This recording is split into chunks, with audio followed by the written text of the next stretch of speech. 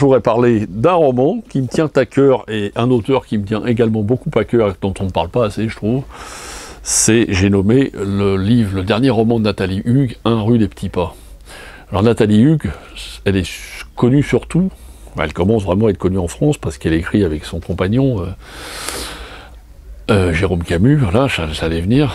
Jérôme, excuse-moi, ça vient. Elle écrit des thrillers à 4 mains depuis quelques années, hein. La fameuse trilogie Prédation, Instinct et Rémanence, notamment, et W3 qui vient de sortir. Mais parallèlement, Nathalie, elle écrit des romans depuis 3 ans, comme ça. C'est le 3e qui sort. Le premier, j'en avais déjà parlé, qui s'appelait L'Enfant Rien, et c'est encore un livre qui, à mon avis, devrait être lu dans toutes les écoles, et devrait être lu à toutes les jeunes filles qui ont des problèmes et des choses qui traitent de l'avortement et tout ça. C'est un bouquin absolument, moi, qui m'a bouleversé, qui me bouleverse toujours, et que je conseille toujours dans ma librairie à tous les gens, à toutes les jeunes filles et tout ça, parce que c'est un bouquin qui devrait être obligatoire à l'école. Elle avait écrit un 2e livre qui me touchait à cœur, parce que c'est une dame qui vient de l'Est de la France, hein, comme moi, qui s'appelait 1 rue des Petits Pas et qui racontait un peu... qui s'appelait 1 rue des Petits Pas, c'est celui-là, qui s'appelait La Demoiselle des Tic-Tac et qui racontait l'histoire de sa grand-mère pendant la guerre. L'Alsace-Lorraine, elle a été française, allemande, française, c'est toujours... ça a été très ambigu, c'était un roman très touchant et... enfin, qui me parlait moi parce que ça me rappelait des souvenirs personnels. Et là, elle écrit un roman historique. Alors c'est l'autre guerre, hein, c'est c'est la fin de la guerre 1918-1919, et là c'est un roman plus historique et je pense peut-être moins personnel comme ça, quoique, qui raconte en fait l'histoire d'une dame qui va devenir sage-femme et tout ça, donc c'est toute l'histoire de cette femme avec toutes les lois, tout ce qui se passait, tout ce qu'on avait le droit de faire et de ne pas faire dans ces années-là quand on était sage-femme. C'est toujours écrit avec une sensibilité à fleur de peau, c'est toujours bien raconté, bien décrit. On se remet toujours dans ces romans dans l'ambiance des époques qu'elle décrit, qu'elle raconte. C'est vraiment écrit. Moi, je trouve que c'est un des plus grands, je pense, auteurs femmes françaises actuelles qui existent. Et personne n'en parle, du moins en dehors de ces romans policiers, qui sont géniaux aussi, mais qui sont tout à fait autre chose.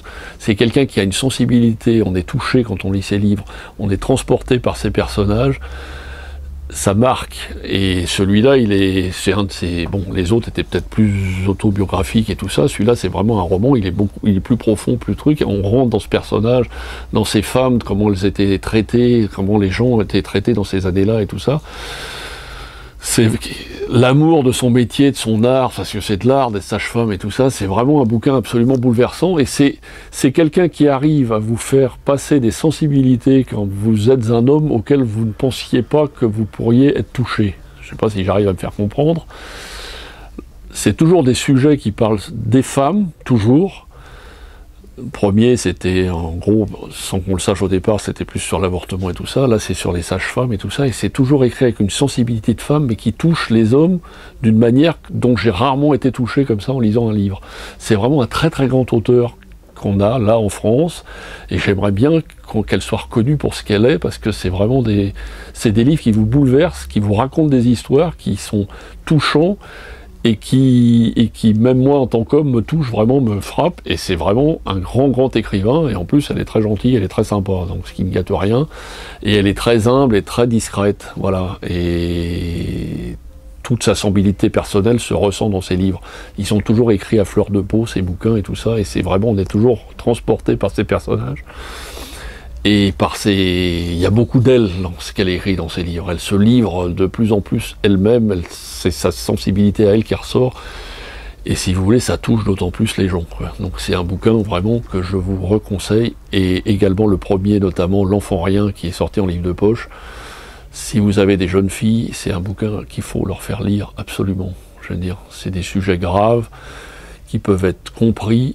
Et quand on dit des fois qu'il y a un livre qui peut vous changer votre vie, ça fait partie de ces livres-là qui peuvent vous changer la vie ou qui vous faire réfléchir sur des choses, des attitudes ou des façons d'être dans la vie ou de réfléchir sur des choses.